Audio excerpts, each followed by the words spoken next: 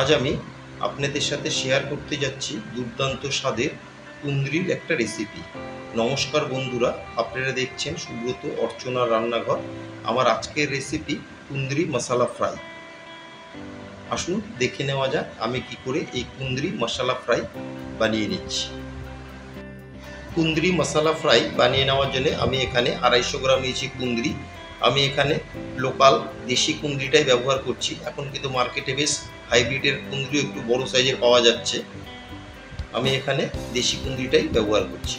আর একটা লাগছে টমেটো, দুটো নিয়েছি কাঁচা লঙ্কা, একটা পেঁয়াজ, 2.5 থেকে 3 ইঞ্চি মতো নিয়েছি আদা, 8-10 কোয়া লাগছে রসুন, আর কিছুটা নিয়েছি আমি ফ্রেশ ধনেপাতা।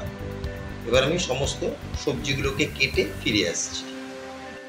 কুঁদরিগুলোকে আমি এরকম লম্বা ফালি করে কেটে নিয়েছি। আমি একটা কুঁদরিকে 4 ভাগ করে কেটে নিয়েছি। আপনারা আপনাদের পছন্দ মতন কেটে নিতে পারেন। আর এখানে আমি নিয়েছি কিছুটা ফ্রেশ ধনেপাতা, ওটাকে কুচিয়ে নিয়েছি একদম মিহি করে। একটা পেঁয়াজকেও কুচিয়ে নিয়েছি মিহি করে, আর টমেটোকেও ছোটো ছোটো টুকরো করে কেটে নিয়েছি। এবার চলে এলাম মূল রান্নায়। গ্যাসের ফ্লেম অন করে ওভেনে আমি একটা ফ্রাই প্যান বসিয়ে এতে পরিমাণ মতন দিয়ে দিচ্ছি সর্ষের তেল। দিয়ে তেলকে আমি গরম করে নেব। গ্যাসের ফ্লেম মিডিয়ামে রেখে তেলকে আমি বেশ ভালো মতন গরম করে এতে ফোড়নে দিয়ে দিলাম 1/2 টেবিল চামচ সাদা জিরে, আর দিয়ে দিলাম 1/4 টেবিল চামচ হিং। দিয়ে সাদা জিরে আর হিংকে একটু আমি তেলের সাথে ফ্রাই করে নেব। জিরে আর হিংকে আমি একটু ফ্রাই করে এখন দিয়ে দিচ্ছি কুচিয়ে নেওয়া পেঁয়াজ। দিয়ে পেঁয়াজকে আমি 2 থেকে 3 মিনিট একটু তেলে ফ্রাই করে নেব। পেঁয়াজকে কিন্তু আমি খুব বেশি ফ্রাই করব না, জাস্ট কালারটা চেঞ্জ হওয়া অবধি আমি ফ্রাই করে নেব। পেঁয়াজকে আমি বাদামি করে ভেজে নিলাম। এর থেকে কিন্তু বেশি আর আমি পেঁয়াজকে ভাজবো না, কারণ আমি কিন্তু কুঁদরি দিয়েও কুঁদরির সাথেও পেঁয়াজকে ভাজবো। এখন আমি দিয়ে দিচ্ছি কেটে রাখা টমেটো। দিয়ে টমেটোকে আমি পেঁয়াজের সাথে মিশিয়ে আরও মিনিট 3 একটু ফ্রাই করে নেব। টমেটো দিয়ে টমেটোকে আমি নেড়ে চেড়ে মিনিট 3 একটু পেঁয়াজের সাথে ফ্রাই করে নিলাম। এখন দিয়ে দেবো আমি এতে কেটে রাখা কুঁদরি। কুঁদরি কিন্তু বিশেষ করে আমাদের শরীরের জন্য খুবই একটা উপকারী সবজি। বিশেষ করে যাদের হাই ব্লাড সুগার আছে তাদের জন্য কিন্তু খুবই উপকারে লাগে এই কুঁদরি। দিয়ে কুঁদরিকে খুব ভালো মতন আমি পেঁয়াজ টমেটোর সাথে মিশিয়ে নিলাম। আমি কিন্তু এখন কোনো নুন বা হলুদ দেবো না। এখন একটা কভার দিয়ে আমি 5 থেকে 7 মিনিট রান্না করে নেব।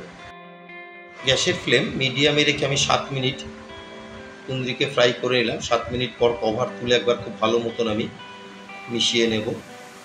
আমি আদা রসুন আর কাঁচা লঙ্কার একটা পেস্ট বানিয়ে নিয়েছিলাম, সেই পেস্টটা এখন আমি দিয়ে দেবো 2 টেবিল চামচ। আর দিয়ে দেবো স্বাদ মতো নুন। আমি কিন্তু আগে কোনো নুন ব্যবহার করিনি। আমি এখানে 1/2 টেবিল চামচ দিয়ে দিচ্ছি নুন। আপনারা আপনাদের স্বাদ মতো নুনটা বাড়িয়ে বা কমিয়ে নেবেন। আর দিয়ে দেবো 1/4 টেবিল চামচ গুঁড়ো হলুদ। দিয়ে এখন আমি আদা রসুন কাঁচা লঙ্কার পেস্ট নুন হলুদের সাথে খুব ভালো মতন কুঁদরিকে মিশিয়ে নেব। নিয়ে গ্যাসের ফ্লেম মিডিয়ামে রেখে আরও কিছুক্ষণ আমি কষিয়ে নেব, যতক্ষণ না পর্যন্ত আদা রসুনের কাঁচা গন্ধটা যাচ্ছে ততক্ষণ কষিয়ে নেব। আদা রসুনের কাঁচা গন্ধটা চলে গেছে। এখন আমি এতে দিয়ে দেবো পরিমাণ মতন জল। খুব বেশি কিন্তু জল দেওয়ার কোনো দরকার নেই। আমি এখানে মেজারমেন্ট কাপের 1 কাপ দিয়ে দিলাম জল। দিয়ে জলের সাথে খুব ভালো মতন আমি মিশিয়ে নেব। অবশ্যই এইভাবে একবার মশলা কুঁদরি ফ্রাই বানিয়ে নেবে, এটা কিন্তু খেতে অসাধারণ লাগে। এখন একটা কভার দিয়ে আমি আরও 5 থেকে 7 মিনিট রান্না করে নেব। কভার দিয়ে আরও 7 মিনিট আমি রান্না করে নিলাম। এখন কভার তুলে একবার খুব ভালো মতো মিশিয়ে নেব। আর কভার দেওয়ার কোনো দরকার নেই, এখন আমি কভার ছাড়াই রান্নাটা করে নেব। খুব ভালো মতন মিশিয়ে আমি একটা ম্যাজিক মশলা এতে ব্যবহার করছি। দেখুন, এই মশলাটা আমি দিয়ে দেবো 1.5 টেবিল চামচ। এই মশলাটার জন্য কিন্তু কুঁদরি রেসিপির টেস্টটা আরও দ্বিগুণ বাড়িয়ে দেয়।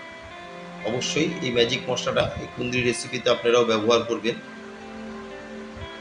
মশলাটা দিয়ে আমি ভালো মতন এখন মিশিয়ে নেব।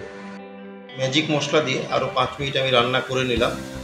আমার কিন্তু আজকের রেসিপি কুঁদরি মশলা ফ্রাই অলমোস্ট রেডি। এখন নামানোর আগে আমি উপর থেকে দিয়ে দেবো কিছুটা ফ্রেশ ধনেপাতা কুচি। দিয়ে ভালো মতন মিশিয়ে নিয়ে আমি 5 মিনিট স্ট্যান্ডিং টাইমে রেখে দেবো। আমার আজকের রেসিপি কুঁদরি মশলা ফ্রাই আপনাদের কেমন লাগলো অবশ্যই একটা কমেন্টে জানাবেন। যদি কোনো অংশে ভালো লেগে থাকে একটা লাইক, শেয়ার আর ছোট্ট করে একটা কমেন্ট করতে কিন্তু ভুলবেন না। আর আমার নতুন বন্ধুদের কাছে রিকোয়েস্ট, যারা আমার চ্যানেলটি এখনও সাবস্ক্রাইব করেননি তারা অবশ্যই সাবস্ক্রাইব করে আমার পাশে থাকবেন আর বেল আইকনটি প্রেস করে রাখবেন। যখনই আমি নতুন কোনো ভিডিও আপলোড করব সবার আগে নোটিফিকেশান আপনাদের কাছে পৌঁছে যাবে। 5 মিনিট স্ট্যান্ডিং টাইমে রেখে এখন আমি একটা সার্ভিং প্লেটে তুলে নিলাম। এটা কিন্তু রুটি, পরোটা বা ভাতের সাথেও অসাধারণ লাগে। সবাই সুস্থ থাকবেন, ভালো থাকবেন, আবার দেখা নেক্সট এপিসোডে।